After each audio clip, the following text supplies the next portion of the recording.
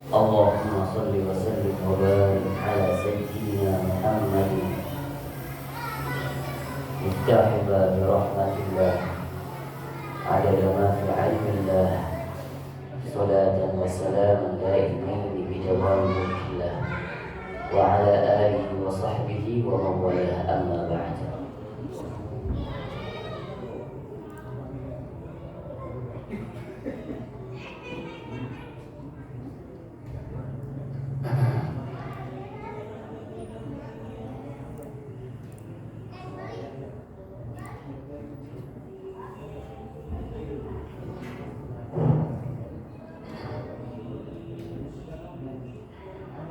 Baik, alhamdulillah kita dipertemukan kembali untuk melanjutkan kajian Syama'il An-Nabawiyah yang dikarang oleh Al-Imam At-Tirmidzi. Semoga bacakan dan mengkaji Syama'il An-Nabawiyah, kesempurnaan daripada baginda Nabi SAW, sehingga menimbulkan rasa cinta kita kepada baginda Nabi dan juga menimbulkan rasa kerinduan kita kepada baginda Nabi Sallallahu Alaihi Wasallam. Alhamdulillah kita sudah sampai di bab terkait dengan pembicaraan Rasulullah tentang syair. Bab sifati kalami Rasulullah Sallallahu Alaihi Wasallam fi syair. Qala al-musannif rahimahullah ta'ala wa nafa'ana bihi wa bi'ulumihi wa bi'ulumikum fid dharaini amin. Ini tentang pembicaraan baginda Nabi sallallahu alaihi wasallam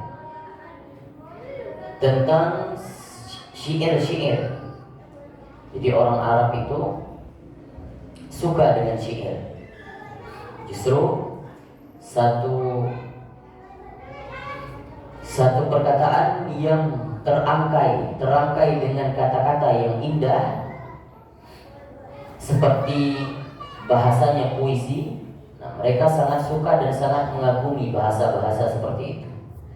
Sehingga dengan kesempatan ini Allah Subhanahu wa taala menurunkan Al-Qur'an juga dengan bahasa sajak-sajak, dengan bahasa syair. Maka oleh karena itu Nabi Sallallahu Alaihi Wasallam juga suka dengan syair. Mayoritas semua orang-orang Arab itu senang dengan syair-syair. Ibaratkan di zaman kita sekarang orang banyak suka dengar lagu-lagu, lagu pop, lagu segala macam. Begitu juga zaman dahulu. Justru mereka tidak menyenangi senandung-senandung yang dibawa dengan alat-alat musik, tidak suka. Justru senang yang tanpa alat musik saja. Maka itu disebut dengan syair. Sebelum Nabi SAW ada, sudah senang dengan syair, itu bangsa-bangsa Arab. Maka Nabi SAW di dalam bab ini diulas, dibahas bukan tentang bagaimana Nabi melantunkan syair-syairnya, tidak, tapi bagaimana Nabi SAW bersikap terhadap syair-syair sahabatnya baginda Nabi SAW. Jadi Nabi SAW punya penyair pribadi, namanya Abdullah bin Abi Rawah dan juga Ka'ab bin Malik, dan satu lagi Hasan bin Thabit. Ini tiga sahabat punya rasa yang sangat peka, sehingga ketika mereka ini melantunkan syair-syair, sehingga bisa memaknai, menimbulkan makna-makna dan lafaz-lafaz yang indah. Haddatsana Ali bin Hujr haddatsana Syarif anil Miqdam bin Syuraih an abihi an Aisyah. Ini hadis dari Sayyidah Aisyah. Qalat, dari Sayyidah Aisyah berkata, qila laha hal kana an-nabiy sallallahu alaihi wasallam yatamathalu bi syai'in min asy-syi'r. Apakah dari Sayyidah Aisyah ada yang bertanya kepada Sayyidah Aisyah, apakah Nabi sallallahu alaihi wasallam pernah yatamatsal, pernah melantunkan, ya, artinya pernah berkata dengan syair-syair? Qalat, dan Sayyidah Aisyah berkata, kana yatamatsalu bisy'ari ibn Rawahah, bahwasanya Nabi sallallahu alaihi wasallam pernah melantunkan syair-syair dari Ibnu Rawahah. Syairnya Ibnu Rawahah. Salah satu Abdullah bin Rawahah ini juga salah satu sahabat Nabi yang pintar melantunkan syair. Wa yatika bil akhbari ma lam tuzawwid. Syairnya ini, wa yatika bil akhbari ma lam tuzawwid. Syairnya ini artinya saat baginda Nabi sallallahu alaihi wasallam ketika ngobrol, berbicara, terkadang suka mengutip bahasa-bahasa puitis, gitu. Bahasa-bahasa puitisasi. Bahasa yang terambil, kalau misalnya di zaman sekarang mungkin ada orang yang suka ngomong itu tapi teratur bahasanya, sajaknya, ujung-ujungnya A semuanya, gitu. Bahkan begitu juga baginda Nabi, tapi beliau suka mengutip syair-syair dari Abdullah bin Abi Rawahah. Salah satunya, ya mungkin ada satu kondisi yang beliau mengeluarkan bahasa wa yatika bil akhbari ma lam tuzawwid. Bahwasanya akan datang di suatu hari satu berita atau satu informasi atau satu kabar baik yang dari seseorang yang tidak kamu duga-duga, ya. Nah, maka di dalam kehidupan kita juga sering seperti itu. Yang menginformasikan kepada kita terkadang bukan teman terdekat kita, justru dari orang yang tidak kita duga. Nah, jadi ada satu kondisi, makanya disebutkan ini omongan Nabi sallallahu alaihi wasallam kemudian ditimpali dengan bahasa syair ini. Haddatsana Muhammad bin Bashar, lagi-lagi Nabi sallallahu alaihi wasallam bukan bersyair, bukan, tapi Nabi suka mengutip syair-syair sahabatnya. Karena justru bahasa baginda Nabi sallallahu alaihi wasallam terkadang yang ada di dalam hadis-hadisnya justru memang sudah sangat mudah dipahami dan juga bahasanya sudah indah, sudah teratur, mudah dipahami dan teratur. Kalau Nabi sallallahu alaihi wasallam mengatakan hadis-hadis dengan syair-syair yang terlalu sempit maknanya, terlalu susah dipahami, ya justru akan menyulitkan para sahabat untuk memahaminya. Terkadang bahasa-bahasa syair itu sulit, Pak, dari kosakata yang jarang. Nah, kita lihat kalau misalnya kita dengarkan lagu-lagu itu terkadang ada bahasa-bahasa yang tidak familiar ketika kita ngobrol sehari-hari. Hadatsana Muhammad bin Bashar, hadatsana Abdurrahman bin Mahdi, hadatsana Sufyan Ats-Tsauri an Abdul Malik bin Umair, hadatsana Abu Salamah an Abu Hurairah, dari Abu Hurairah beliau berkata, qala Rasulullah sallallahu alaihi wasallam, inna asdaqa kalimatin qalaha syair. Bahwasanya Nabi sallallahu alaihi wasallam pernah berkata, sesungguhnya asdaqa, sebenar-benar kalimat, qalaha asyair, berkata seorang syair. Artinya Nabi sallallahu alaihi wasallam menyanjungi satu syair yang menurut beliau syair tersebut syair yang punya kualitas yang paling tinggi di antara syair-syair lainnya, yaitu syairnya Labid. Namanya Labid. Sahabat daripada sahabat Nabi sallallahu alaihi wasallam juga. Namanya Labid. Ala kullu syai'in ma khala Allah batil. Apa katanya? Ala kullu syai'in ma khala Allah batil. Ketahuilah bahwa semua yang ada di bumi ini, semua yang ada di jagat raya ini, tidak ada yang kekal abadi kecuali Allah. Itu maknanya. Ma khala Allah batil. Semuanya batil, semuanya fana, semuanya hilang, semuanya tidak ada yang konsisten. Tidak ada yang kekal, akan rusak pada satu masanya, akan jatuh pada masanya. Maka kecuali Allah yang kekal. Maka Nabi SAW ini menilai bahwa syair ini yang paling beliau suka. Syair ini yang mengandung maknanya yang paling tinggi. Artinya ada makna unsur ketauhidan di sini. Sehingga Nabi SAW menilai ini syair-syair yang paling tinggi kualitasnya. Kadang ada orang-orang dahulu tuh, orang-orang di zaman Nabi SAW suka dengan syair, bahkan ada kontes-kontes syair. Justru mereka kebanyakan menilai syair-syair yang dibuat dengan lafaz yang indah-indah. Jadi yang koreksi, yang dikritisi justru syair-syair yang indah saja. Tidak terlalu peduli dengan maknanya. Maka menurut baginda Nabi, makna yang paling tinggi ya makna daripada syair labid tadi. Haddatsana Muhammad bin Musanna, haddatsana Muhammad bin Ja'far, haddatsana Syu'bah, Anil Aswad bin Qais, an Jundub bin Sufyan al-Bajali. Qala asaba hajar usbu'an Rasulullah sallallahu alaihi wasallam fadamiyat. Bahwa Nabi sallallahu alaihi wasallam pernah terkena jempol kakinya, pernah terkena batu, pernah terkena batu atau jatuh batu, tertimpa batu. Fadamiyat, lalu berdarah. Faqala, maka beliau melantunkan syair ini. Nabi langsung yang melantunkan, hal anti illa usbu'un damiti wa fi sabilillahi ma laqiti. Ini kita lihat ujung-ujungnya ini saja seperti orang yang melantunkan puisi atau pantun, punya saja. Hal anta illa usbu'un damiti. Apakah engkau, ini kata Nabi, beliau ngomong seakan-akan ngomong dengan jempol kakinya yang terkena darah, yang terkena batu sehingga berdarah.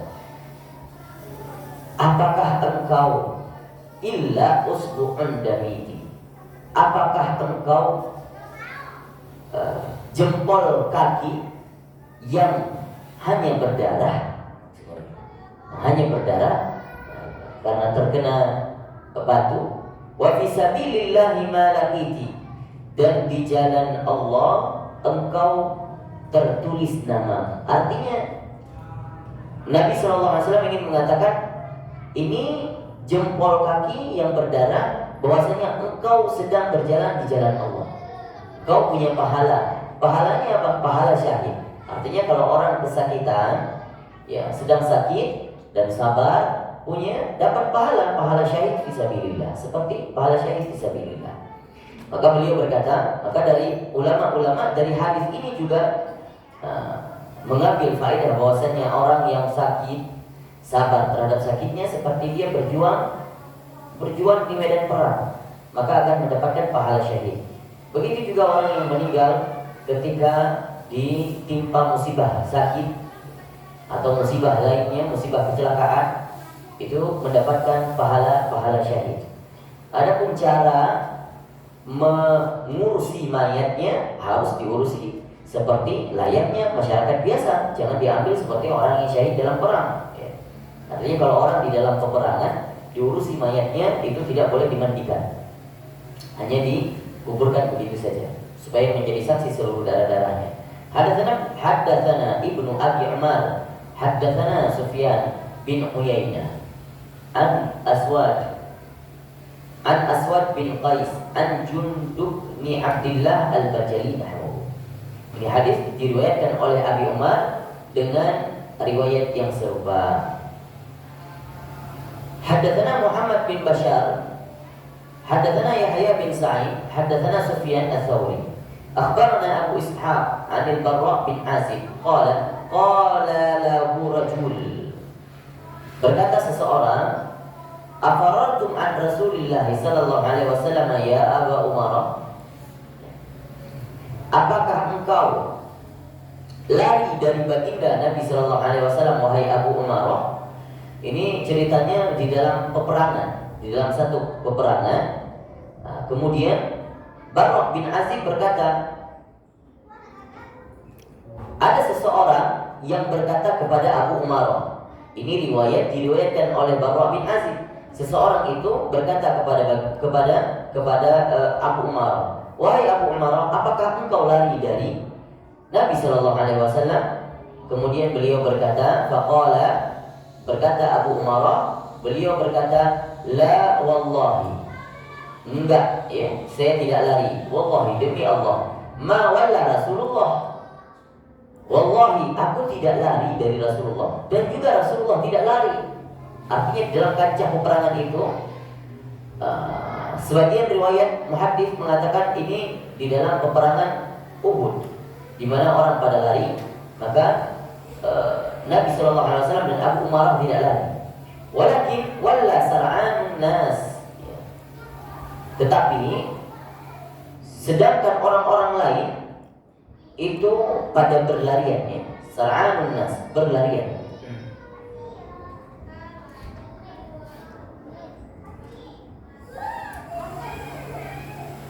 Talaqqathum hawazinu bin nabal. Kenapa pada lari? Karena takut. Artinya takut dengan suku Hawazin. Jadi sebagian daripada orang-orang Islam, daripada orang kita itu takut dan dengan suku Hawazin. Suku Hawazin itu terkenal dengan kepiawaiannya dalam memainkan tombak. Jadi dikatakan mereka takut dengan suku Hawazin, dengan tombaknya suku Hawazin. Nabal ini tombak. Dengan tombaknya suku Hawazin. Wa Rasulullah ala baghlati, tapi Rasulullah sallallahu alaihi wasallam itu tenang di atas keledainya. Tenang, Nabi duduk saja, tidak lari. Wa Abu Sufyan bin Harith bin Abdul Muthalib akhirul bilijamiha. Dan Abu Sufyan saat itu bin Harith bin Abdul Muthalib, Abu Sufyan saat itu mengambil tali daripada keledai itu, berpegangan pada keledai itu. Wa Rasulullah yaqul, saat itu Nabi sallallahu alaihi wasallam bersenandung dengan syair. Apa kata beliau? Anan nabiyyu la kadhib. Bahwasanya aku seorang nabi yang tidak pernah berdusta. Ana ibnu Abdul Muthalib. Akulah cucu daripada Abdul Muthalib. Artinya dalam hadis ini mau ditunjukkan bahwasanya Nabi sallallahu alaihi wasallam juga terkadang bersenandung dengan syair-syair. Kalau dilihat ada kalimat-kalimat yang sejaknya sama, ya. Terus juga ketika diteliti, orang-orang yang paham dengan sastra Arab, mereka bisa meneliti, ya. Ada ketukan, ya. Ada irama, misalnya seperti AB atau ABA gitu. Jadi begitu juga ini. Ada Nabi Yula Karim, ada Ibnu Abdul Muthalib. Jadi seperti sama gitu ya. Kalau mau diiramakan dengan senandung lagu-lagu juga bisa. Makanya banyak sekali yang gemar membuat nasyid-nasyid, sehingga para ulama-ulama terdahulu juga suka membuat nasyid-nasyid memuji baginda Nabi sallallahu alaihi wasallam. Seperti yang dikatakan oleh Hasan bin Thabit, salah satu daripada syairnya, beliau berkata tentang memuji baginda Nabi sallallahu alaihi wasallam. Lam taraqatu aini hatta talin nisa. Bahwasanya tidak ada satupun yang melahirkan seseorang yang tampan, yang dilahirkan oleh semua wanita yang ada di bumi ini kecuali baginda Nabi sallallahu alaihi wasallam. Artinya banyak syair-syair yang dilantunkan oleh para sahabat untuk menyanjung dan memuji baginda Nabi. Dan Nabi tidak pernah melarang adanya syair-syair itu. Hadatsana Ishaq bin Mansur akhbarana Abdul Razzaq, hadatsana Ja'far bin Sulaiman, hadatsana Sabit an Anas, dari Anas bin Malik, beliau berkata, anna Nabi sallallahu alaihi wasallam dakhala Makkah fi umratil qada. Bahwa Nabi sallallahu alaihi wasallam pernah masuk ke kota Makkah ketika umrah qada. Umrah qada itu umrah yang di tahun pertama enggak jadi. Karena Nabi Shallallahu Alaihi Wasallam pernah umroh. Di tahun pertama disyariatkan haji, maka ditahan sehingga terjadi perjanjian Hudaybiyah, kemudian melakukan ibadah haji setelahnya. Maka disebut dengan umrah qadha. Wa ibnu Rawahah yamshi baina yadayhi. Dan Abdullah bin Rawahah berjalan di sisinya baginda Nabi sallallahu alaihi wasallam. Ada Nabi, ada Abdullah bin Abi Rawahah. Beliau berkata, Abdullah bin Rawahah berkata, "Khallu banil kuffari an sabilihi. Khallu banil kuffari an sabilihi." Biarkan orang-orang kafir di jalannya mereka sendiri. Nadribukum ala tanzilihi. Al-yawma nadribukum ala tanzilihi. Ini saat Fathu Mekah terjadi. Nabi SAW masuk ke kota Mekah. Kemudian ada Abdullah bin Rawahah menyenandungkan syair ini. Biarkan mereka orang-orang kufar di atas jalannya. Artinya siapa sekarang yang mau masuk Islam silahkan. Yang enggak biarkan saja. Al-yawma nadribukum ala tanzilihi. Hari ini saya akan nadribu,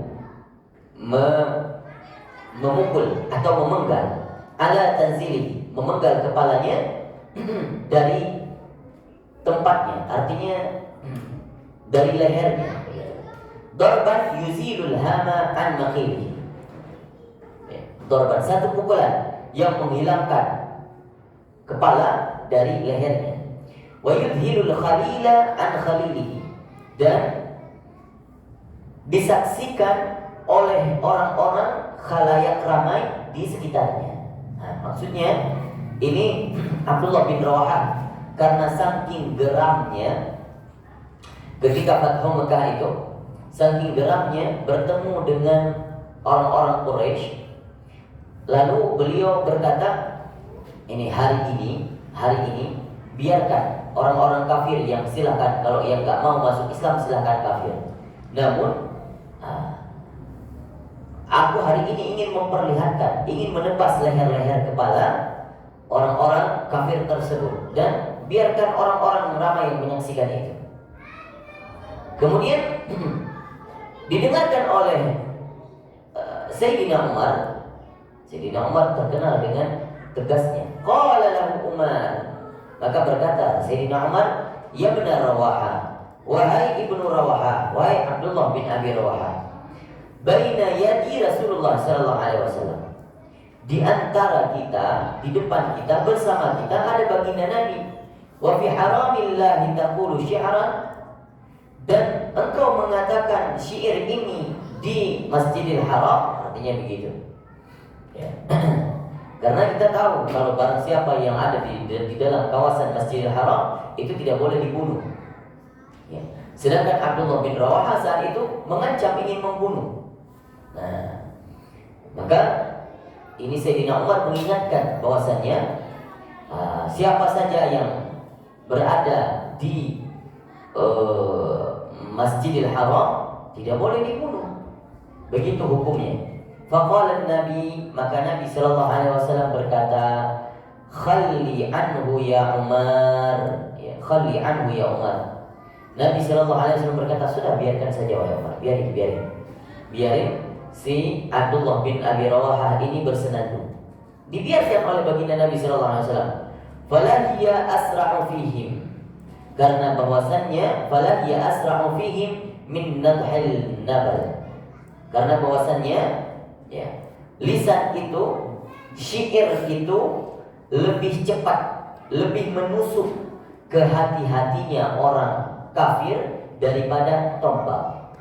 Nah, maka Nabi SAW mengizinkan biar saja Abdullah bin Rawahah bersenandung, supaya orang-orang kafir itu sadar maksudnya.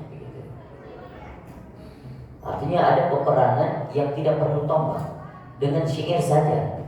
Karena orang-orang terdahulu itu suka mengejek Nabi, suka melecehkan Nabi juga dengan syair-syairnya, sehingga Nabi SAW mengizinkan kalau penyair-penyairnya membalas kembali ejekan-ejekan tersebut.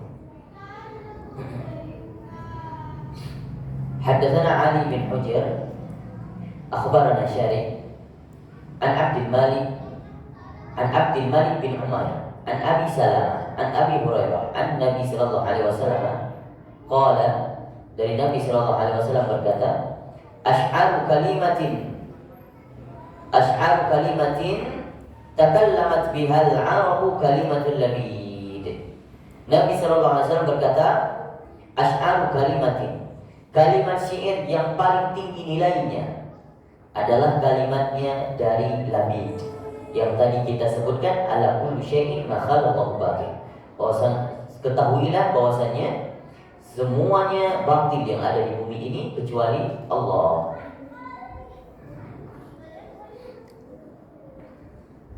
Jadi ada orang yang suka kadang gemar buat syair ngibul-ngibul saja, maknanya enggak ada, cuman hanya memperindah bahasa saja, lafaz-lafaznya. Hadatsana Ahmad bin Mani, hadatsana Marwan bin Muawiyah, an Abdullah bin Abdurrahman At-Taifi, an Amr bin Sharid, an abihi qala kuntu ridfan Nabi sallallahu alaihi wasallam fa anshadtuhu mi'ata qafiyah min qawli Umayyah. Bahwasanya dari Umar bin Sharid, beliau berkata, kuntu, ini dari ayahnya Umar bin Sharid, aku pernah diboncengi oleh baginda Nabi. Diboncengi di keledainya atau di untanya. Fa'asyadtuhu mi'ata qafiyah min qawli Umayyah bin Abi Salat bin Abi Salat. Maka aku pernah bernasyid, menyenandungkan nasyid sebanyak 100 nasyid, 100 bait gitu, ketika dibonceng oleh baginda Nabi. Artinya baginda Nabi suka kalau misalnya kayak orang naik mobil ternyata ada musiknya. Nah, ini musiknya langsung disenandung oleh ayahnya Umar bin Rashid ini. Tapi puisinya ini terambil dari kata syair-syairnya Umayyah bin Abi Salat. Ya, jadi ini penyair juga. Nah, Umayyah bin Abi Salat ini, beliau belum Islam, tapi kalimat-kalimat syairnya itu sangat bermakna, sangat berbobot. Jadi punya nilai-nilai kebaikan dari syairnya, meskipun belum Islam. Artinya baginda Nabi sallallahu alaihi wasallam juga terkadang senang kalaupun diadopsi dari orang-orang yang belum Muslim, belum Islam, maka tidak masalah. Kullama ansyatuhu baitan qala lin Nabi. Setiap aku bersenandung, maka Nabi sallallahu alaihi wasallam berkata, hatta ansyatuhu mi'ah baitan faqala Nabi in kana la yuslimu. Maka Nabi sallallahu alaihi wasallam karena mengagumi daripada nasyid-nasyid itu, senandung itu, hingga meskipun 100 bait tidak terasa, Nabi sallallahu alaihi wasallam sangat mengaguminya sehingga mengatakan, kalau seandainya saja si Umayyah bin Abi Salat ini masuk Islam. Nah, artinya diandai-andaikan hampir masuk Islam tapi belum dapat hidayah. Akhlaknya bagus, artinya baik, orangnya dermawan, tapi hanya tidak menemui hidayah saja. Hadatsana Ismail bin Musa al-Fazari wa Ali bin Hujr wa ma'na wahid. Qala, beliau berkata, hadatsana Abdurrahman bin Abi Zinad an Hisham bin Urwah an abihi an Aisyah, dari Aisyah, qalat kana Rasulullah sallallahu alaihi wasallam yad'u li Hasan bin Thabit. Bahwasanya Nabi sallallahu alaihi wasallam membuat untuk Hasan bin Thabit. Siapa Hasan bin Thabit? Salah satu daripada penyairnya Nabi sallallahu alaihi wasallam, mimbaran, satu mimbar ya untuk Hasan bin Thabit, supaya siapa saja yang mengolok-olok Nabi, yang mengejek Nabi, Hasan bin Thabit ini dipersiapkan untuk membalasnya. Fil masjidi, di dalam masjid, yaqumu alaihi qa'iman, berdiri satu orang, yufakhiru, ya berdiri, beliau berdiri. Nabi Hasan bin Thabit ini suka berdiri di atas mimbar tersebut, yufakhiru an Rasulullah sallallahu alaihi wasallam, membanggakan baginda Nabi sallallahu alaihi wasallam dengan baik-baik syairnya. Au qala yunafihu an Rasulillah, sama saja artinya membanggakan baginda Nabi. Wa yaqulu Rasulullah sallallahu alaihi wasallam Dan Nabi Shallallahu Alaihi Wasallam berkata, Inna Allah Azza wa Jalla yu'ayyidu Hasan birruhil qudus. Bahwasanya ini termasuk orang-orang yang didoakan baginda Nabi. Beliau berkata bahwasanya sesungguhnya Allah Azza wa Jalla yu'ayyidu, menyiapkan malaikat-malaikat yang banyak untuk Hasan bin Thabit. Ma yunafihu au yufakhiru an Rasulillah, karena beliau suka membanggakan dan suka membuat Nabi merasa bangga. Maka ini sebuah prestasi yang diraih oleh para sahabat. Lalu kita sekarang bisa membanggakan baginda Nabi dengan mengikuti sunnah-sunnahnya. Tidak perlu membuat syair untuk membanggakan baginda Nabi. Besok kita sudah mencoba untuk merangkai kata-kata syair. Tak perlu. Kita cukup sering-sering saja mengucapkan salawat Allahumma salli ala sayyidina Muhammad. Itu sudah kalimat yang paling baik sekali. Banggakan Nabi sallallahu alaihi wasallam. Hadatsana Ismail bin Musa wa Ali bin Hujr qala hadatsana Ibnu Abi Zinad an Abihi an Urwah an Aisyah Nabi sallallahu alaihi wasallam mithlahu, serupa. Hadatsana Ali bin Hujr hadatsana Syarif an Simak bin Harb an Jabir bin Samurah, dari Jabir bin Samurah qala, beliau berkata, jalastu Nabi sallallahu alaihi wasallam, aku duduk dengan Nabi sallallahu alaihi wasallam aktsara min mi'ati marrah, lebih daripada 100 kali. Artinya beliau pernah dibonceng oleh baginda Nabi. Ada orang yang memang pernah dibonceng oleh baginda Nabi dikatakan lebih daripada 100 orang. Banyak, ya, banyak. Fakana asbahat, artinya Nabi SAW kadang juga suka ketika di jalanan diboncengin, ya. Ya, artinya lumrah seperti biasa. Seperti orang-orang alim yang kadang bertemu dengan muridnya diboncengin, ya, cuman Nabi membonceng dengan kendaraannya. Fakana ashabuhu yatanashaduna syi'ra, maka sahabat-sahabatnya suka bernasyid, menyantumkan nasyid-nasyid. Wa yatadhakkaruna asya'a min amril jahiliyah, kemudian kadang mereka mengingat memori-memori terdahulu di masa jahiliyahnya. Wa huwa sakitun wa rubbama tabassama ma'hum, dan Nabi SAW hanya tenang duduk saja mendengar. Kadang di satu halaqah begini, ya, disuruh senandung, ayo coba baca syair. Artinya syair-syair yang punya makna, ada nilai kesopanan di sana, nilai adab di sana, nilai kebaikan, nilai tauhid ada di antara. Apalagi ada nasyid-nasyid yang mengagumi, membanggakan baginda Nabi. Dan Nabi hanya rubbama tabassama ma'hum, terkadang juga hanya senyum saja bersama mereka. Begitulah kehidupan baginda Nabi sallallahu alaihi wasallam. Dengan para sahabat indah, dengan keluarganya indah. Meskipun banyak hal dan rintangan dan tantangan yang ditemui oleh baginda Nabi sallallahu alaihi wasallam, dan justru ujiannya mereka yang harus kita ketahui, ujiannya para nabi, ujiannya baginda Nabi sallallahu alaihi wasallam lebih berat daripada kita. Baik.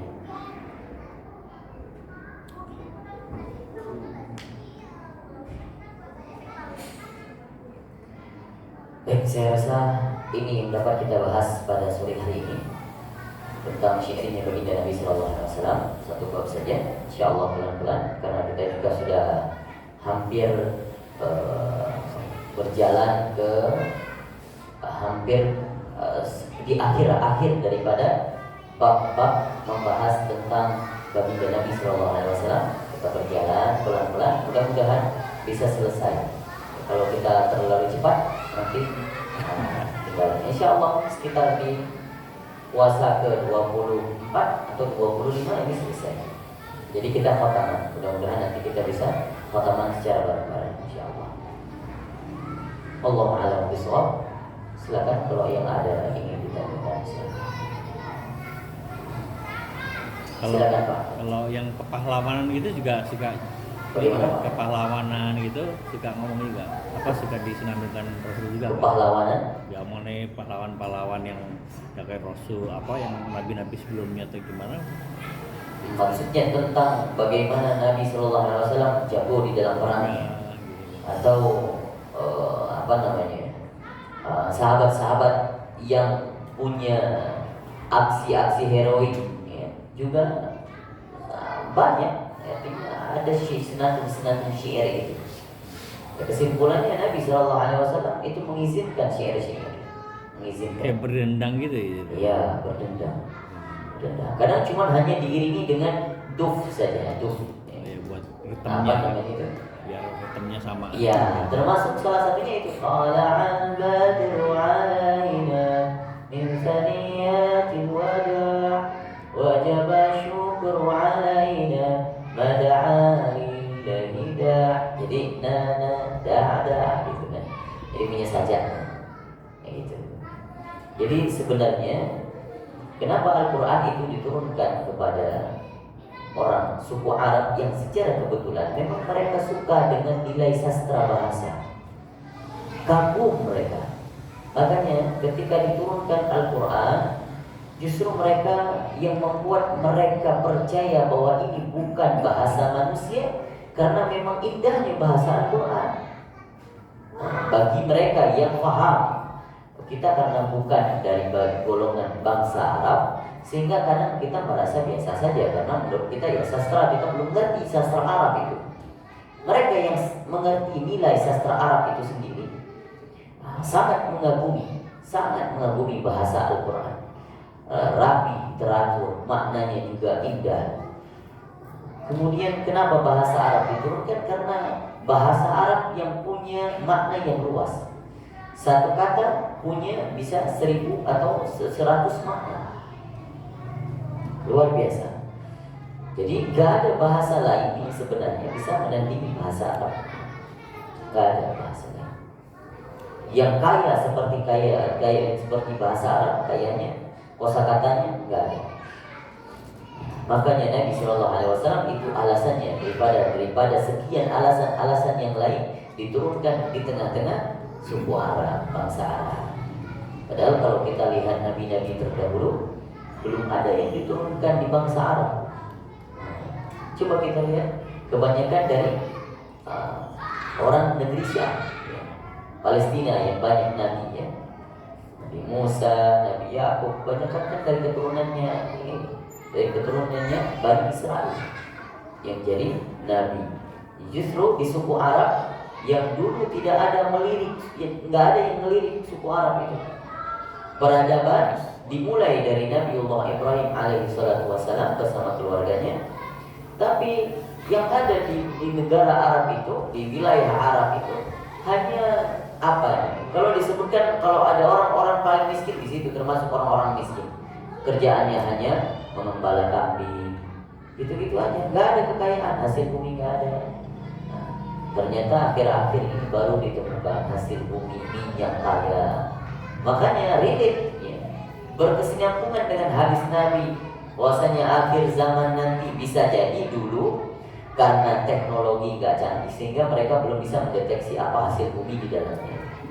Dan daripada hadis itu bahwasanya Nabi SAW itu sudah ada insting sinyal di negara Arab ini ada hasil bumi yang membuat mereka nanti jauh lebih kaya daripada penduduk bumi lainnya. Makanya saat itu beliau berkata, ya, salah satu tanda-tanda hari kiamat adalah ada orang yang mengembala kambing dan telapak bertelanjang kaki justru meninggi yatatawwaluna fil bunyan, berlomba-lomba meninggikan bangunan. Ya, kita lihat sekarang suku-suku Arab, ya, Kuwait, Qatar, Abu Dhabi, Emirat itu luar biasa sekali.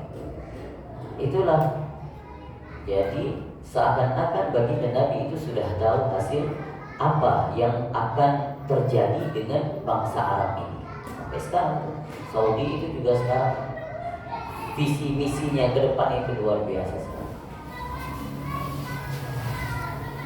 Begitulah Allah a'lam. Pak. Waalaikumsalam warahmatullahi wabarakatuh.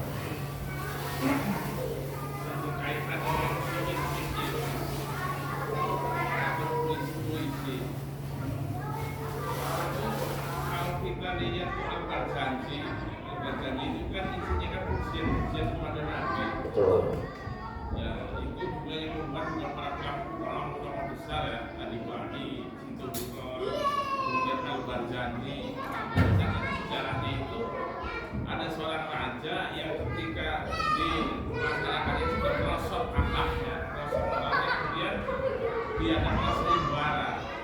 sayembara membuat suatu apa namanya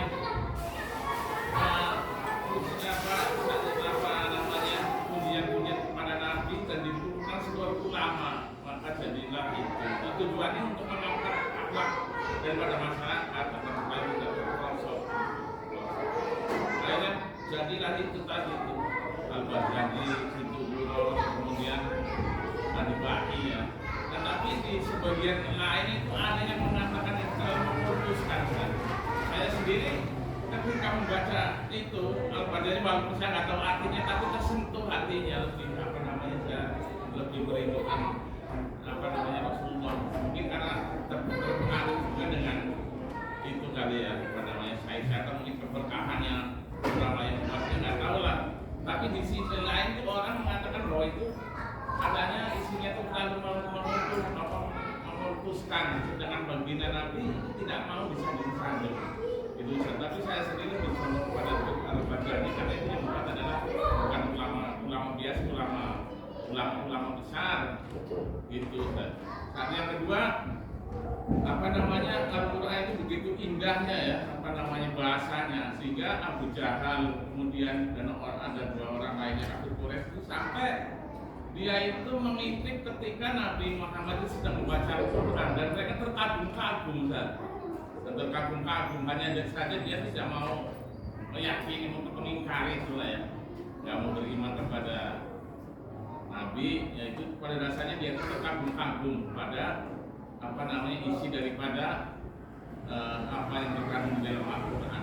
Itu bagaimana Ustaz? Ya hanya saja orang yang suka apa namanya, dari kita lihat dari Nabi Shallallahu Alaihi Wasallam dan hadis-hadis yang kita bacakan ini menunjukkan dalil bolehnya untuk menyanjung Nabi, madah, pujian terhadap Nabi Shallallahu Alaihi Wasallam. Bahkan menyanjung itu dengan yang terkadang kalimat-kalimat yang berlebihan. Nabi Shallallahu Alaihi Wasallam tidak pernah melarangnya, asal tidak meyakini ketauhidan bahwa Nabi itu nggak ada daripada sahabat. Sahabat dulu justru dekat sekali dengan Nabi. Kalau mereka salah, artinya kalau mereka salah dalam cara berpikir mereka, karena melihat ini manusia yang sangat mulia, melihat langsung baginda Nabi, justru dari mereka sudah ada terjadi penyimpangan ketauhidan.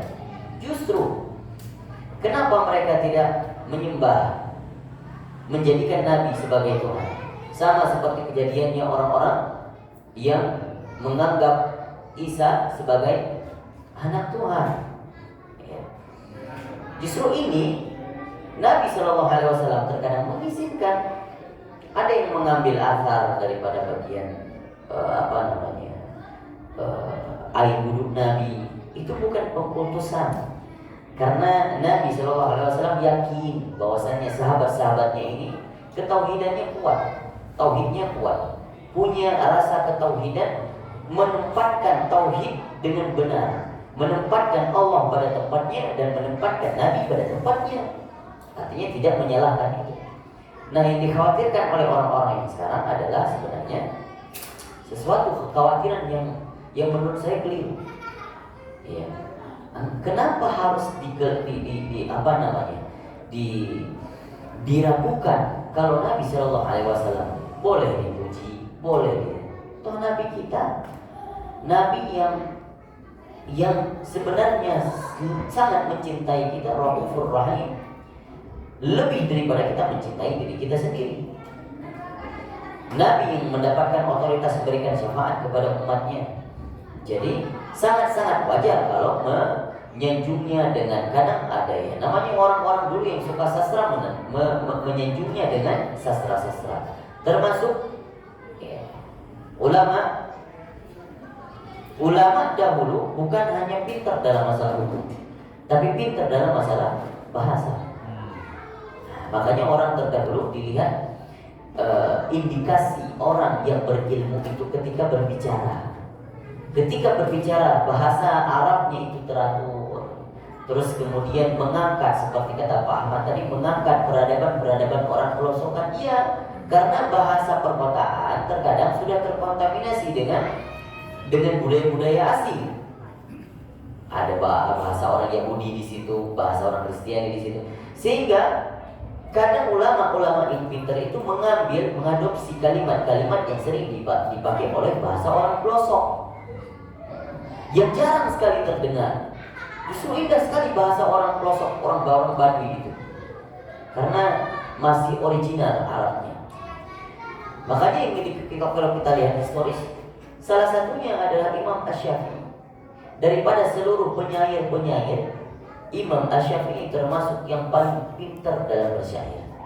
Maka ada yang mengatakan, ulama mengatakan, seluruh manusia yang sangat faham dan sangat faqih dalam bahasanya, saya belum pernah bertemu kecuali Imam Asy-Syafi'i yang paling faqih dalam berbahasa. Ada orang yang mengatakan. Maka Imam Asy-Syafi'i ini juga termasuk salah satu ulama yang mempunyai banyak multi talenta. Gak hanya di dalam bidang hadis, Al-Quran dan segala macam, bahasa juga.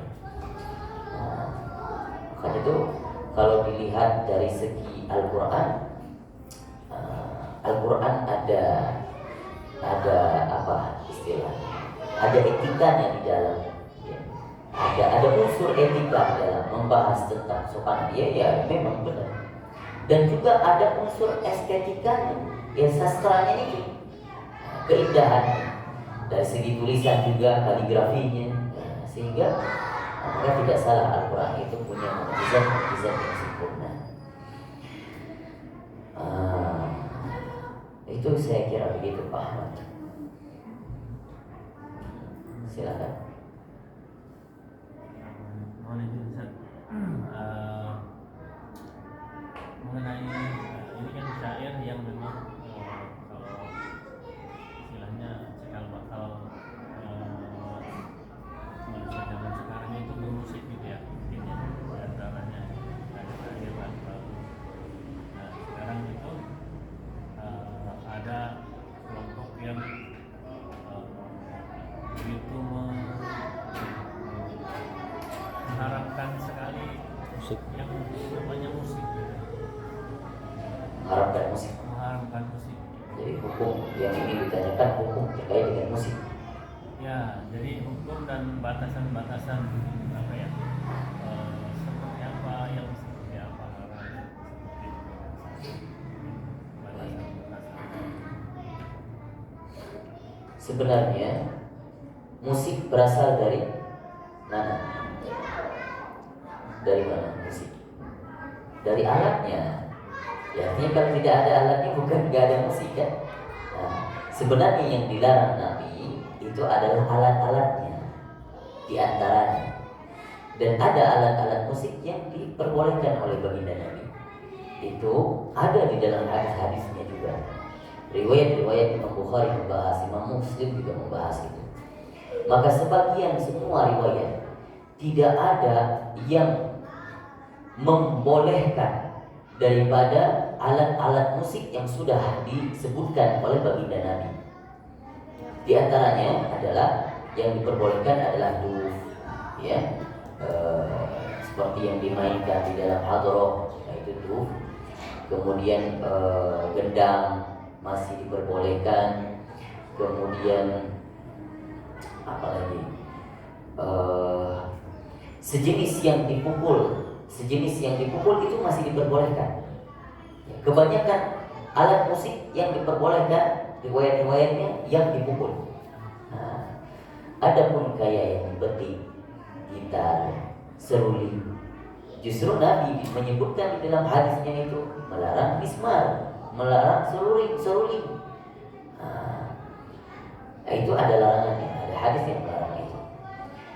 Kemudian alat-alat musik lainnya kayak piano, piano tekan dan segala macam, maka Nabi SAW melarang itu semua kecuali alat-alat musik ini. Tapi larangan itu dilihat oleh para ulama karena Nabi SAW di zaman Nabi tidak ada alat musik yang seperti sekarang. Artinya Nabi tidak menyebutkan alat musik itu apa, karena nggak ada gitu, nggak ada. Sehingga ada ulama yang mengatakan masih diperbolehkan untuk memainkan alat musik itu, yang alat musik apa saja di zaman sekarang. Asalkan yang pertama, alat musik itu di dalam satu tradisi tidak sering dimainkan, tidak dimainkan oleh orang-orang fasik atau orang-orang kafir. Artinya tidak mengangkat syiarnya mereka. Dengan kita memainkan alat musik itu tidak mengangkat syiarnya mereka. Contoh, kita hidup di tengah masyarakat di satu daerah. Di daerah tersebut ternyata mereka sering melakukan memainkan alat musik itu sambil mabuk-mabukan. Lalu kita nggak boleh memainkan alat musik itu karena mengangkat syiar mereka. Nah, adapun selain itu, ulama pendapat ini masih memperbolehkan, asalkan itu syaratnya yang pertama tidak dimainkan oleh orang fasik, yang kedua tidak memainkan sampai dalam keadaan yang melalaikan. Sehingga melalaikan kewajiban, melalaikan sholat, melalaikan kewajiban kepada Allah. Pokoknya yang konteksnya yang melalaikan dari kewajiban. Kalau itu batasan-batasan itu terjaga, masih diperbolehkan. Namun ini qaul, bahasa kecil daripada sebagian ulama. Adapun mayoritas ulama mengharamkan. Maka sebenarnya bukan lagunya yang diharamkan, tapi musik yang berasal dari alatnya. Jadi justru lagunya itu sebenarnya kalau orang bersenandung tanpa ada musik nggak masalah, nggak ada yang mengharapkan. Misalnya ada orang yang suka nyanyi lagu pop gitu ya, atau bahkan ada yang lebih strict, ulama itu mengatakan bahwasanya nggak cuma memainkan, ternyata mendengar saja haram. Ada yang seperti itu. Dengar musik haram, ada yang ketat seperti itu, ada. Termasuk salah satunya pendapatnya Ibnu Taimiyah. Makanya terkadang kalau kita dengar atau sahabat-sahabat kita, saudara-saudara kita yang agak sedikit condong ke situ, akhirnya ya kita bisa memaklumi mereka memang sangat mengharamkan itu. Gitu. Karena di satu sisi yang lain juga, memang kalau pengalaman pribadi saya, sering-sering kita mendengarkan musik, ternyata susah kita menyimbangi dengan Al-Quran. Artinya kalau kita hafal Al-Quran, kita dengar musik itu ada kontra di situ. Gak masuk antara musik dengan Al-Quran. Jadi orang yang suka dengan musik kadang susah dalam menghafal Al-Quran. Itu bukan hukum, tapi pengalaman saya. Dan saya rasa pengalaman orang yang menghafal Al-Quran seperti itu. Gitu. Jadi tidak ada hukum yang sebenarnya, maksudnya hukumnya masih khilaf. Ada ulama memperbolehkan, ada ulama yang tidak memperbolehkan. Ya, artinya silakan ambil pendapat yang mana menurut kita mau berpegang teguh di situ. Kalaupun masih main, misalnya kita berprofesi di dalam bidang musik, ya mainkan bidang di alat musik itu untuk menyanjung baginda Nabi. Bimbo gitu. Bimbo gitu. Seperti bimbo. Masih khilaf karena dia juga membawakan musik-musiknya. Artinya ada orang yang mendengarkan musik dia terkadang dapat hidayah, Pak. Karena hidayah itu bisa dari mana saja. Justru salah satunya mungkin dari bidang seni musik. Gitu. Jadi sebenarnya tidak ada hukum yang pakem, hanya khilaf terkait dengan musik. Ada ulama yang sering sekali mengatakan haram, ada ulama yang mengatakan khilaf, ada yang ulama mengatakan boleh-boleh asal di dalam koridornya. Kalau saya juga belajar dari guru saya, justru kalau orang Yaman itu strict masalah musik juga. Para habaib, ya, orang-orang berasal dari sana kalau belajar dari Hadramaut itu justru strict juga ya. Nggak boleh selain hanya alat musik itu. Tapi ada yang mengatakan tuh yang main berdendam itu saja nggak boleh. Ada yang sampai ke situ. Kalau orang-orang Hadramaut belum sampai mengharamkan seperti itu gendang itu. Justru itu yang diperbolehkan. Kalau enggak sudah dilarang sama Nabi ketika Nabi SAW berhijrah ke Madinah, kemudian mereka bersenandung itu dengan main kantuf itu riwayat valid. Ya, mereka mainkan tuf itu. Nabi tidak melarang, justru Nabi senang. Justru sering seperti syair-syair ini kadang ada yang memakai tuf itu. Gitu. Wallahu a'lam bishawab. Justru sebenarnya bukan musiknya, tapi alatnya sebenarnya. Betul, istilahnya bukan syair. Kalau syair memang ya kita sudah bisa membedakan istilahnya gitu ya. Syair yang memang bahkan mengarah ke maksiat ya kita tahu gitu kan ya. Syair yang mungkin istilahnya kayak nasyid islami gitu ya.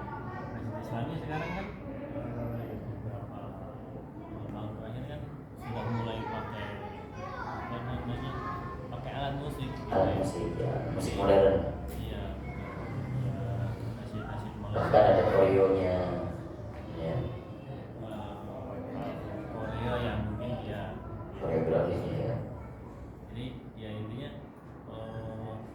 secara syair ya nasyid walaupun kadang ada juga yang bahasa Arab, ada juga yang bahasa kita kan, apa nasyid Islam bahasa Melayu, bahasa Indonesia, tapi dia memakai musik yang kadang-kadang ya ada gitarnya, kadang ada pianonya, ada alat musik yang berdawai, dan bukan ada hadisnya yang berdawai itu salah satu yang dilarang.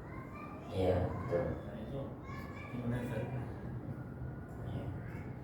Itu sebenarnya ya apa ya hukum yang dilarang oleh baginda Nabi dari yang berasal dari alat-alat musiknya, justru juga ada yang meriwayatkan riwayat yang bunyinya bagaimana, bunyinya yang berdawai, itu juga ada riwayatnya yang mengatakan itu. Kalau lihat, kalaupun kita nggak main musik misalnya ya, hanya bersenandung saja, sering buat lagu. Tapi kalau lagu-lagu itu kita buat dan itu dipakai untuk kemaksiatan, dipakai untuk apa artinya, sering dipakai oleh orang-orang yang fasik. Nah, misalnya buat lagu yang nggak ada manfaatnya, atau lagu-lagu rock nggak ada nilai-nilai yang ada di dalamnya, nilai-nilai etika nggak ada gitu. Itu juga termasuk hal-hal yang dilarang, hal yang haram. Artinya lagun, sesuatu yang sia-sia gitu. Wallahu a'lam bishawab. Ini banyak khilaf terkait dengan musik itu sendiri. Ya, sama seperti hukumnya rokok. Ini rokok sama musik itu sama. Sama itu. Karena nggak bisa dipungkiri, karena musik itu juga bikin edik. Nah, bikin jatuh memang musik itu. Karena orang yang suka musik memang susah untuk buang musiknya. Termasuk teman saya itu, beliau termasuk yang paham, dan beliau itu termasuk orang yang percaya bahwa musik itu haram, tapi belum bisa lepas, masih proses. Kadang musik nyala sampai kerja dari pagi sampai sore. Yang paling berdakwah haramnya musik dia, gitu.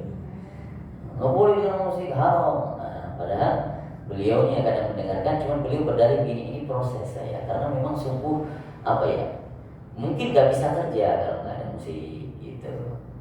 Ya, itu proses. Yang penting ya kita jadi orang kalau menyikapi hal-hal yang seperti itu, jangan terlalu menghukumi, jangan terlalu menjustifikasi ini terlalu salah sehingga kita merendahkan orang lain, saudara kita. Hal-hal yang khilaf seperti ini ngambil sesuai dengan prinsip masing-masing. Husnuzon saja, oh ternyata begitu. Ya, kecuali kita lihat sendiri, ada orang yang main musik sambil minum tua, nah itu benar nggak bisa ditoleransi lagi. Allahu a'lam. Baik, kita tutup dengan membacakan zikir astaghfirullah. Asyhadu an la ilaha illallah wa anna Muhammadar Rasulullah. Astaghfirullah. As'aluka al-jannata wa a'udzu bika minan nar. Asyhadu an la ilaha illallah wa anna Muhammadar Rasulullah. Astaghfirullah.